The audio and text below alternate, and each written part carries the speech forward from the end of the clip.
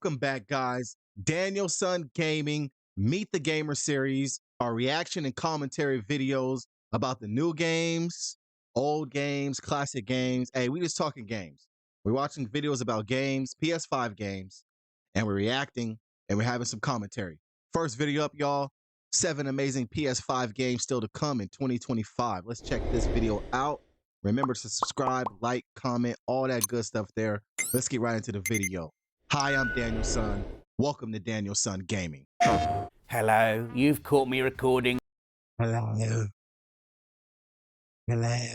this week's Friday feature at 7:30 p.m. and the sun is still out. Oh my God. I can't believe how light it is. This is probably all the summer we'll get. I'm not too bad, thanks you. If you live in Britain, you've probably spent the last week listening to everyone saying things like that while in the queue at the supermarket carrying a disposable barbecue and the last packet of hot dog buns or something. Time is moving on, and while that is what time has always done, it doesn't stop us being surprised by it. April already. Where's the year going? Good job there are still loads of amazing PS5 games to look forward to in 2025, even though we've had a feast already. Kingdom Come Deliverance 2, Monster Hunter Wilds, Assassin's Creed Shadows, Atomfall. I am full. But there's always room for second breakfast. So, here are 7 amazing PS5 games still to come in 2025. First up, we've got Ghost of Yotei, Sucker Punch's hotly anticipated follow-up to 2020's Ghost of Tsushima, a game the trailer for which I've watched too many times to count, but that still gives me goosebumps whenever the music does that epic bit and we get to see sweeping shots of the open world. I haven't got anything clever or funny to say, really, about Ghost of Yotei. Yeah, it just looks really flipping good, doesn't it? There are loads of things to be excited about here. Sucker Punch's pedigree when it comes to marrying brilliantly explorable open worlds with likeable characters and tight, compelling action. This game looks like the perfect open world game to play. It just has the story, the graphics, the feel. It's got the textures. It looks like a good game. It really does. But ultimately, I am a simple man and cannot get over how utterly gorgeous this looks. Yes, I'm excited to play as new character Atsu and explore a different area of Japan. How do you guys feel about the new character, though? Because the first one, he fought his father, fought his uncle. I believe that was the ending or something. And I think this is one of the girls he helped in one of the villages. I might be off, but correct me if I'm wrong. Leave it in the comment section. And set 300 years on from the events of the first game. But if I'm honest with myself, what I'm most looking forward to doing is moving slowly through this achingly beautiful world, listening to the wind in the grass, the crunch of snow underfoot. In Ghost of Tsushima, I'd spend ages just walking around, looking at leaves and, playing the flute. No. And then obviously, out comes your sword and at the same time and not coincidentally, out come the innards of all your enemies. The joy of the breathless snap of razor-sharp action, fading once again into contemplative quiet. I'm so ready. I am so ready just to do all of those things, Right. I feel like the only way I can legitimately express my excitement is Amazing PS5 games still to come in 2025. Number 2 is Elden Ring Night Train. Sorry for the green shirt. I wanted to wear this, but I'm only saying that because it might show up black and kind of crazy looking, but it is an olive green shirt, so don't be tripping out. All right. Number 2, Elden Ring. From Software Games. They are my kryptonite, my frenemy, my anti-hero. If it weren't for not being able to get good enough before I mentally hit Software Games.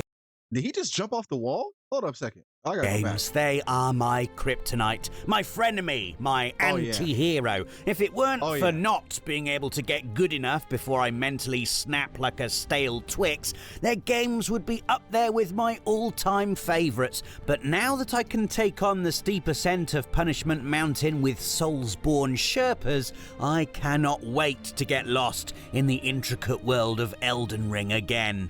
Both spiritually and literally.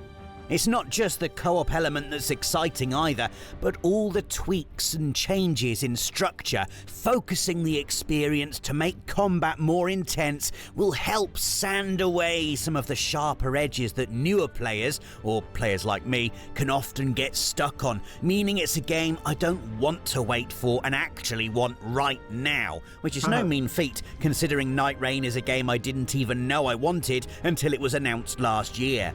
And what a lovely, kind, thoughtful, surprising Christmas gift that was. Thank you very much, From Software. Seriously, how did we not think of this before? 3-player co-op roguelike action in the world of Elden Ring. It's a great elevator pitch, and boy am I glad it'll soon be an actual thing I can play. Plus, being a co-op focused experience, I can share the joy of beating bosses with a friend without the risk of accidentally summoning a hostile invader. Unless I invite Alex, who could honestly go either way, depending on what mood he's in. So, you've chosen death. Doom, the original first-person shooter that somehow keeps finding innovative ways to excite us, despite the fact it's 3 years older than Rosie. And Doom the Dark Ages is going all in on innovation, which is why it's number 3 on this list of amazing PS5 games still to come this year. Doom? There's a shield covered in spikes that you Doom? can throw. It's got a gun called the Pulverizer. Now tell me, everybody knows Doom. So look, tell me this. Did you guys play Doom? I played Doom on the computer. I played Doom on the... Did you guys play Doom? Doom is a classic game. Duke Nukem and Doom, classic games. The fact that it's coming back out on the PS5 is crazy. That's actually crazy. That is actually crazy. Because you know it's going to be clean. You know it's going to be clean. Oh my gosh, that's crazy. That chews up skulls on screen, and it's got the Doomslayer in a massive cape that means he might be the exception to that rule from The Incredibles. No capes! But most of all, it's got the ability to put you into a demon-killing groove, a rhythmic trance of blood, guts and gore that few other games have ever been able to touch. It doesn't hurt that those demon intestines are going to look better than ever either. Well, if you can have intestines that look good in the first place. Put it this way, it would only be more immersive if your TV spat entrails at you while you played. Yes, we're excited for Doom the Dark Ages. We're excited to learn more about the Slayer's backstory and see more of the cool world. And oh yes, ride a dragon. What we aren't excited about is getting a lecture from Nathan about why the hardest difficulty is the only way to play Doom. And the game is literally called Doom. Yo, the hardest difficulty on any game? Yo. Are we playing a game or are we trying to be overly challenged? Like, some games are cool to play on hard, but to play on the hardest difficulty on every game, you are a gamer. You are a gamer. Hats off to you. I play games because I am a gamer. I'm a professional gamer. I play it for every single thing you can imagine. I play it for the challenge as well. But you, the gamer, you play it for strict challenge. That's all you do. I'm a professional gamer. I play it for every reason. To truly comprehend that sense of futility, there's no other way than Ultra Nightmare. The Look, clue's in the that's name. me right Rob. there. If you're going to tap into the legacy of the series. I just want to play the game. Our fourth entry is The Midnight Walk, Can I a play the game? claymation survival horror where you are the burnt one. Befriend a walking lantern called Potboy and together explore a Tim Burton-esque world of charming creepiness. I like games like The Midnight Walk, you know, something different, something unique and interesting. And I like liking games like The Midnight Walk because I think it makes me unique and interesting by association. The extra cool thing about The Midnight Walk is that it's playable on both PS5 and PlayStation VR 2, presumably the latter offering players the opportunity to both delight in the minute detail of the game's gothic clay aesthetic, while simultaneously being terrified by whatever horrors lurk within it, a dichotomy hilariously illustrated here by me. Oh, it's VR? Plus, it's out on May the 8th, so there's really not long to wait, and I know exactly who I'll be tricking into playing it on PlayStation VR 2 for an exploitative live stream. David. Hell Is Us is the fifth amazing game still to come in 2025, and it doesn't look like... I've seen this one before. I've seen this one before on a trailer. I forgot where it was. I've seen this one before, though. Hell at all. In fact, it looks really quite good. There's a lot to be intrigued about in this action-adventure. What has happened to the war-torn lands of Hedaya? What happened in your character, Remy's past? And what the heck are these things? Right. Well, aside from massive sword fodder, obviously.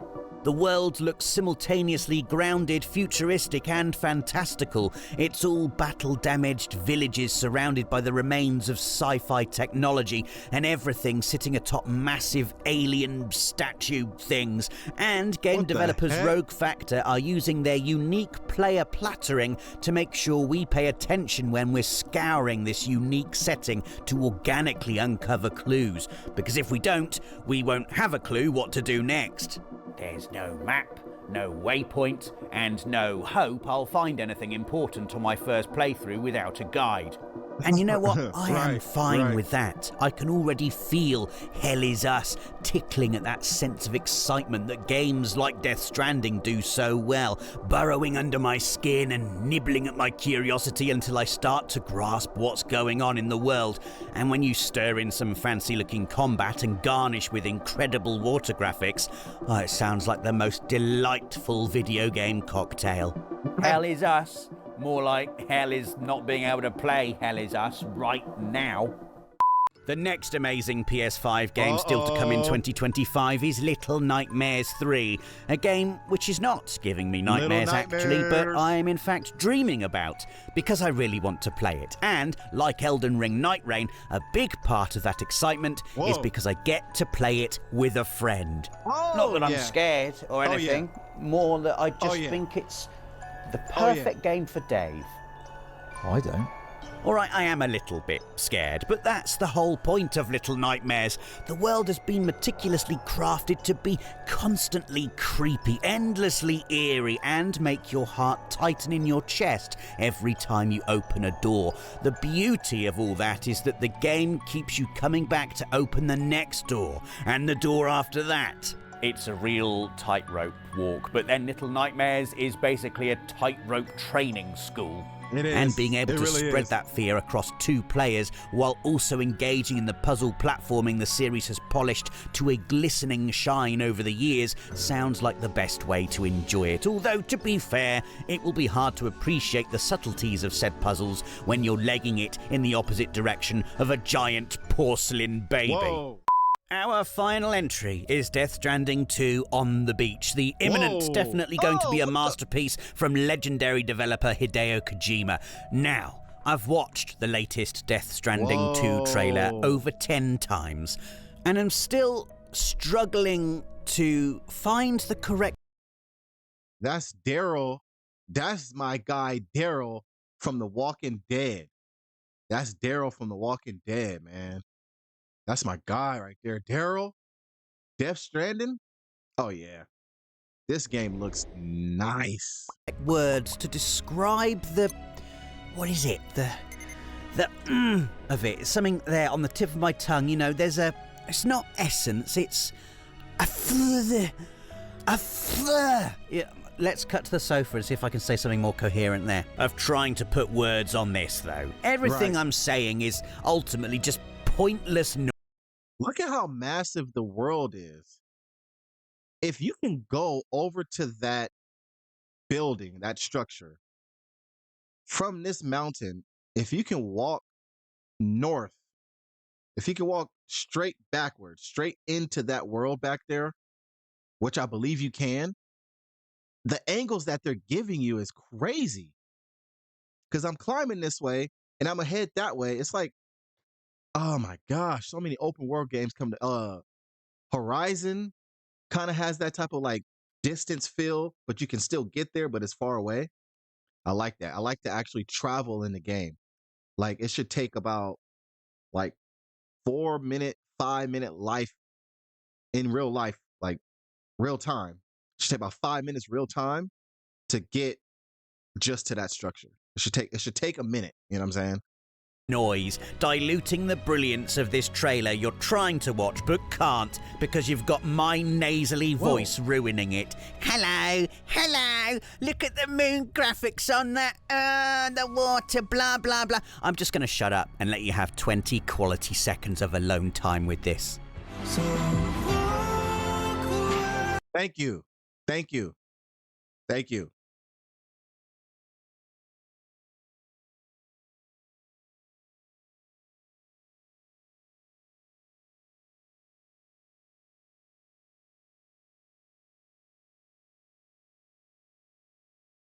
It defies description, Death Stranding 2 on the beach, a post-apocalypse haunted by trans-dimensional creatures made of tar, where the rain accelerates time, where you're friends with a stop-motion puppet. It looks unlike anything I've ever seen before, a shock of originality that even those of us who've played the first game will look at, open-mouthed, unable to even work out what questions we should be asking about it. All actors who share the same enigmatic, captivating quality of the game itself. Luca Marinelli's eyes in this trailer, he makes me want to cry.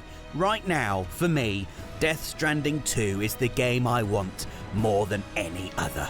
You know, sometimes you can just feel when a game is going to be really special, can't you? Please, June the 26th, hurry up. And there you have it, 7 amazing PS5 games still to come in 2025. All right, y'all. 7 games still on the way. Still on the way. What you guys like out of that list, man? I'm thinking that Death Stranding, that Hell Is Us, that Doom, the Little Nightmares, the new open world, Ghost. Pretty nice. Pretty nice. I'm not mad at it at all, man. I'm not mad at that at all. All right, you guys. Well, we got a reaction in. We got a commentary in. Make sure you like, comment, and subscribe. Check out our next Meet the Gamer for more reactions and commentary on PS5 games, new and old. This is Daniyelson Gaming, checking in with you guys. I'm Daniyelson, your professional gamer, bringing you content that you need and content that you want. Let us know in the comments if you want to see any of these games be played on our channel. And with that, we'll catch you guys in the next video. Peace. Maybe I gotta